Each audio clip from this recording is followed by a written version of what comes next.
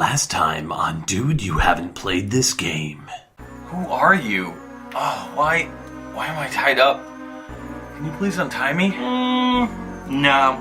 I like you just where you are. Alright, well, can you at least fill me in on why you decided to drug and kidnap me? I am a YouTube hijacker. You can call me Jack. Anyways, I steal YouTube channels.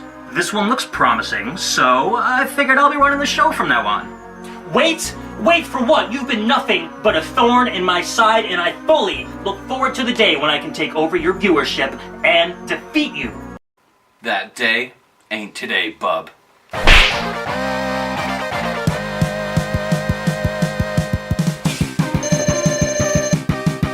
Time to shut down your plans once and for all. Hey, where did he go?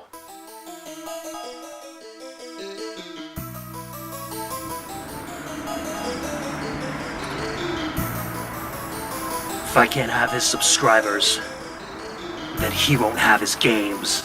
Phase 3 begins! And now, the thrilling conclusion to the Ikari No Yousai Trilogy.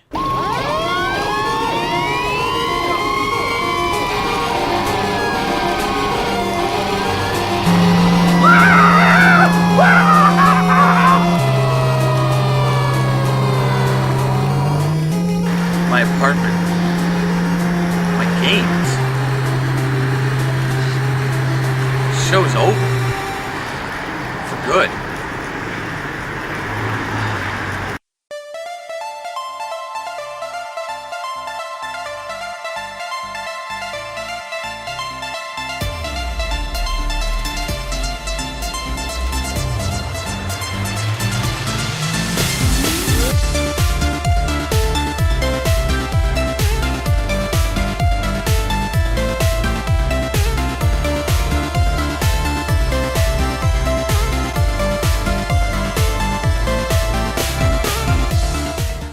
Can't believe he'd stoop to this level. Wait, what's that?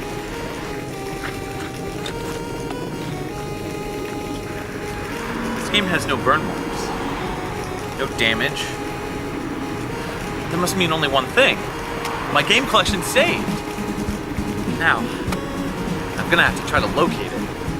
Well, while I do that, may as well take a look into Operation Logic Bomb, which was the final chapter of the Ikari No Yousai Trilogy. Let's take a look.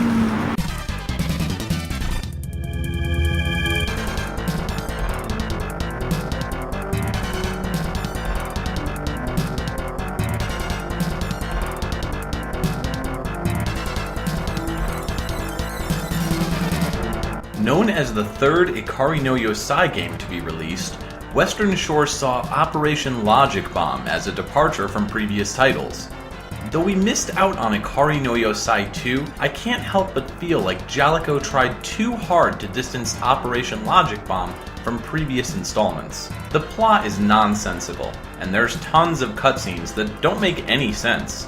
There's almost nothing to invest into this entry of the series, and while many would prefer the lack of story, you'll be happy to note the game itself is an overall improvement when compared to previous installments. Though it borrows heavily from titles like Contra and Metroid, combat feels fresher than the past two games in the series, and there's more of a focus on logic than ever before. I guess that's why they decided to call it Operation Logic Bomb. Yeah. Oh, okay, I tried.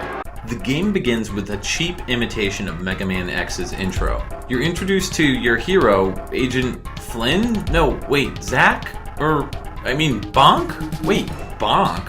Why does his name keep changing in the intro? Is there really a major difference between these names? Confusion aside, his name is actually Agent Logan, or Hero in the Japanese version, and he is created by an agency to break into a scientific facility that's been taken over by giant crabs? There's not much to go on regarding the story, but it's worth noting that both Masato Kanzaki and Mizuki Nakamura are nowhere to be seen. It's unclear as to how Agent Logan is related to Masato and Mizuki's world. I'm willing to accept fanfiction-esque additions to the plot. Maybe Agent Logan is created by the same agency that Masato and Mizuki work for, and they're sending in a cyborg first? I don't know, maybe Masato and Mizuki were also cyborgs. Oh. That would explain their appearance in the second game, though it's doubtful. It's a real shame as Masato and Mizuki never got a chance to appear in a game beyond the tiny monochromatic world of the Game Boy. Alright, supposedly the story goes like this. These scientists gathered together to work on a scientific theory called the crystalline substance transfer theory in dimensional physics. Oh, that's a mouthful. From what I gather, this research was done at a faraway facility where something went really wrong and all these crab-like creatures have taken over by coming out of these dimensional portals. How you would get any of this out of the actual game is beyond me, as there's very little in the way of cutscenes or dialogue. Take this scene, for example.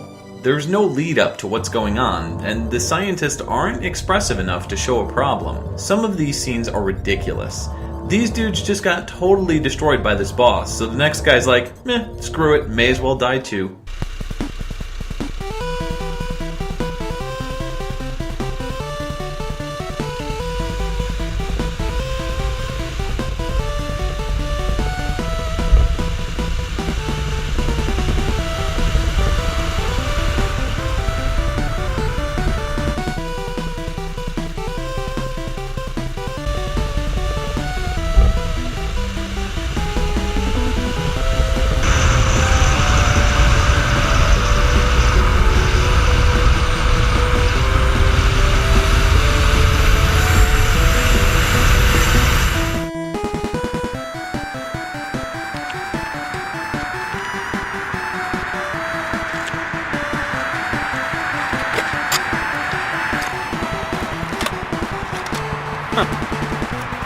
Getting closer.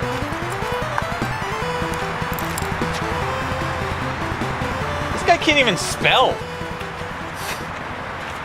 Despite being released in the middle of the Super Nintendo's life cycle, the game manages to pull off some impressive graphical effects and touches. When all the lights come on and blink in various colors, it's clear that Jalico wasn't fooling around when it came to making sure this game was visually lush. However, the character sprites give me this weird feeling as if they were all squished to fit the maps that you traverse. Backgrounds can be confusing at times, as there's little distinction between things as you walk around until you actually advance to the next world. In most cases, though, the game's map layout is much easier to navigate thanks to a superior map system and indicators that flash to show objectives, and a perfect amount of room to navigate. Your character's size, despite feeling squished, fits the map layout and gives him plenty of room to move around. You'll always be given a fair shot at attacking enemies in this game, which makes your maneuverability more manageable than ever before.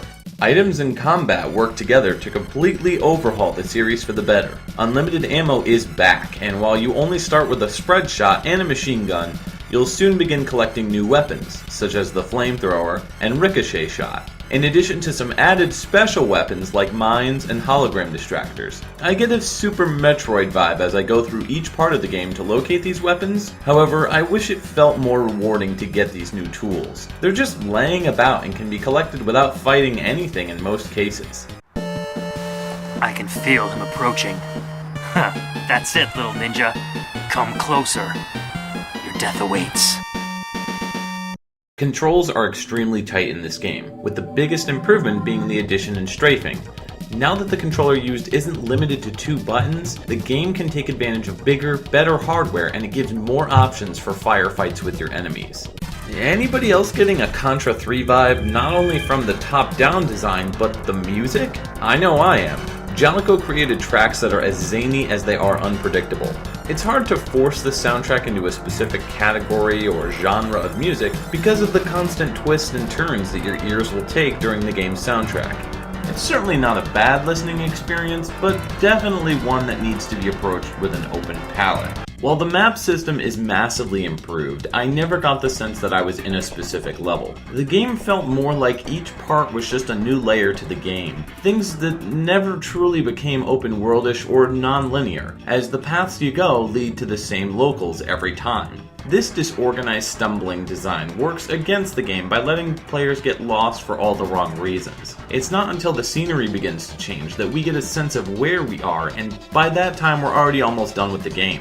This is also a very short experience, clocking in at less than 2 hours to complete if you know what you're doing, which is not hard to figure out. Operation Logic Bomb is definitely the most enjoyable title of the trilogy. Despite a tangled mess of story and level design, it has an easy-to-identify map system and fun items and guns that allow for a solid gameplay experience. While I'd say I had the most fun with this last installment in the trilogy, I felt like the game was lacking something. It just felt hollow, as if it had so much more potential for a deeper experience. I was pretty disappointed that Jellicoe couldn't tie this final entry in by including Misato and Mizuki, but I don't think it hurt the game itself.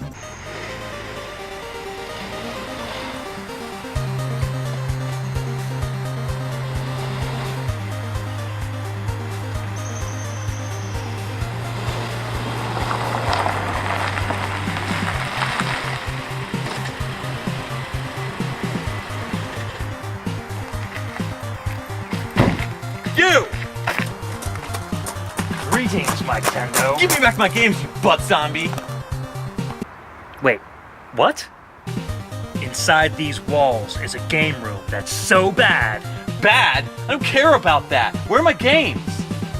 You don't get it? Yeah, what? The Power Glove reference. It's from the movie, The Wizard. You know, when they go on that little adventure. Wait, what? It's dangerous to go alone. Take this! Thanks, cameraman. No problem.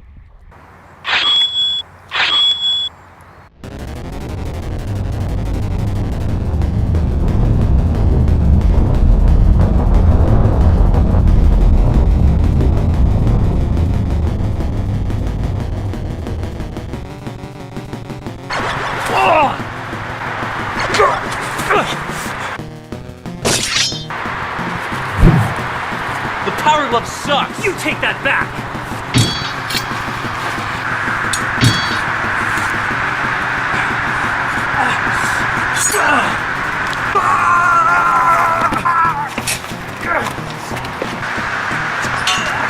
Give me back my games, you ass butt! Wait, what? Is everything butts to you? Your face is butts!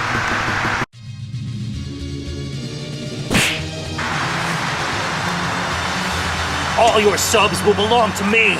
I'm zeroing in on your fan base. Really?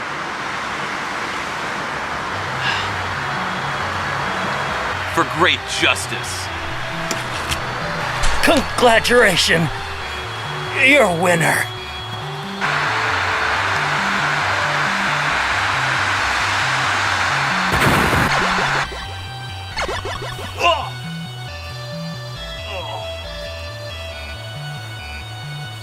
Getting real tired of this teleporting thing. Back at the house. Without shoes. Who takes somebody's shoes? Damn teleporters and their stupid shoes. Hello?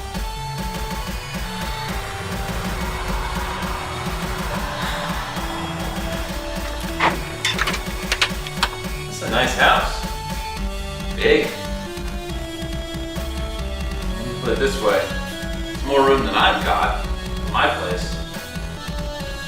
This has got to be where the games are at.